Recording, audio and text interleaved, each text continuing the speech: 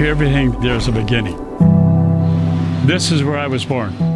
I was born here, 1939. My grandparents bought this place when they moved from Russia to Manitoba in 1923. My name is Philipp Enns. It's Enns with one N. It's important because later on you'll find out that there was two families involved, two Enns families, one with ENS and one with ENNS. And I married an Enns with ENNS. In fact, I was one of the founding partners of Triple E. Well, you know, I was born and raised on a farm.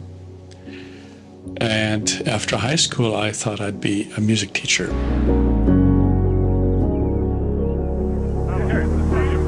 Dad? Dad, would you like to make a comment to all the spectators on this videotape? When I finished high school and college, I had an invitation to direct music in a private high school. We had married fairly young, we had a growing family, and I had a father-in-law who really would like me to join his business. On the 17th of October, in the kitchen of P.W. Enns and Helena, his wife, we started talking about the possibility of building a trailer manufacturing operation in Winkler.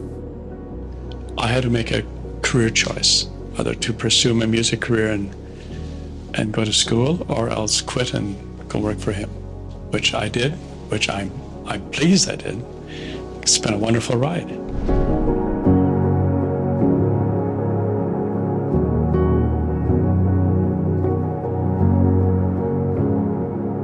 In 64 in the fall we bought a piece of property, and in 65 we put up the building, and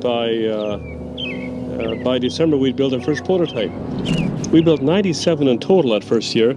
Remember, the first 50 were round in profile, and then we wanted to go really up to date, to become very modern. We had this new profile, this new silhouette that, of course, was the talk of the industry. We moved into 1967 with Expo. The market was strong. We added another model to our lineup, the 16-foot Comfort. We had this little white one-ton truck, remember? We'd load 2 or 3 trailers up, and during the night we'd run all over the place and sell them. So we very quickly got a presence in Western Canada. In a family setting, if ultimately the vision for the future is shared by everybody, it's not that difficult to make it work.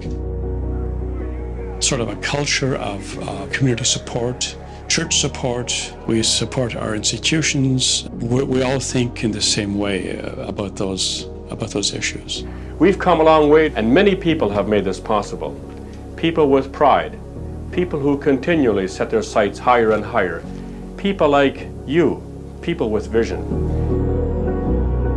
One of the great things about RVing is that families can spend time together in close proximity. We've experienced firsthand the joys of traveling in a recreational vehicle.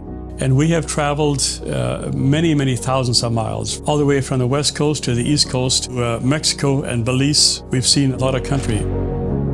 The amazing thing is that when you travel as a family, not only do you talk, but you sing a lot. And our family was a singing family. And to this day, the kids still recall clearly the songs that we sang, especially the one that was singing, boom de yada, boom de yada, boom de yada, boom de yada. I love the mountains, I love the rolling hills, I love the flowers, I love the daffodils, and so on. It's a great way of interaction between family members.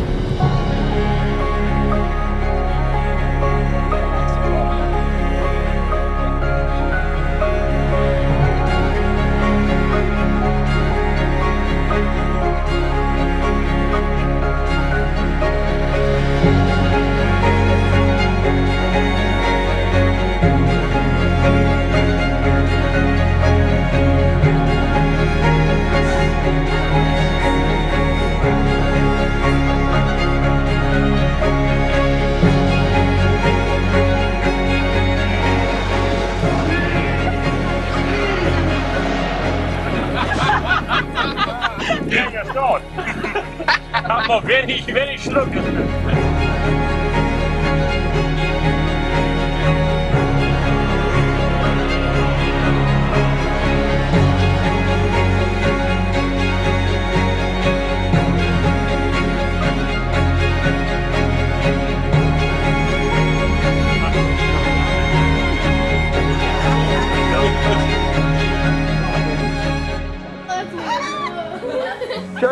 checking over the signals. It's up, it's up. But a lot of it was made possible because of this company called Triple E. Triple E was not just a business for him. It was a vocation, a passion. In 1972, the company was devastated by a fire which cost the life of the general manager and close friend, Henry Schallenberg. Dad was shattered by this. That it really hit us very, very hard. And it was a most difficult experience, very difficult experience. There's a tradition of generosity at Triple E going back to the early days. Adversity seems to bring out the best in people. And this was so evident when fire destroyed our manufacturing facility in 1972. Our employees, our friends, and our community gave us the support and the encouragement to rebuild. The prospect of rebuilding from the ground up was a huge task. The employee group encouraged us to build again. And if we built a plant, they would give their labor for free to build a building. The story of how the employees volunteered labor to rebuild is written up as case studies in university textbooks. That was a very meaningful gesture. It served as an example of how compassion can coexist with business. Working with Phil has just been a great opportunity to work alongside with him as he provided the leadership to direct our company from being an RV-only manufacturer to a diversified manufacturing firm in a rural area such as Winkler has just been a great opportunity for myself, for our other management team, and all of our employees. His influence was not only surrounded with business knowledge, but advice to human relations, especially when it came to employees, customers. He gave so much back to the community. Not only was Phil my great uncle, I had the great privilege to work with him and alongside him. This man would eventually become my biggest cheerleader, amazing mentor, and intentional friend. He was a person with so much charisma. You want some more talking? Are you taking me now? Yep. Okay, well that's good. I was hoping I'd get on this film. He credits the company's growth to the community and the dedicated team that continues to share his vision. We're a product of society and our families, and we worked very hard at this.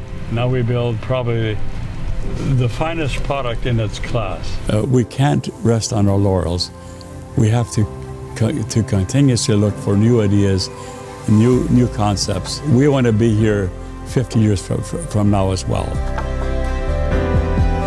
We're a people of faith, and we give thanks to God for giving us the grace and the strength to do what we're doing.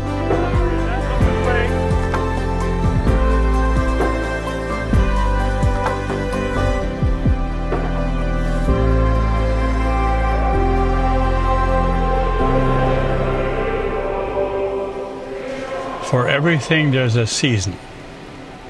There comes a time when your earthly life sojourn is finished. Yeah, when you're in your prime of life, you don't give much thought about passing on. But there comes a season when it's all over, and all the activities that we were involved with all of a sudden cease. And may God bless you. Amen.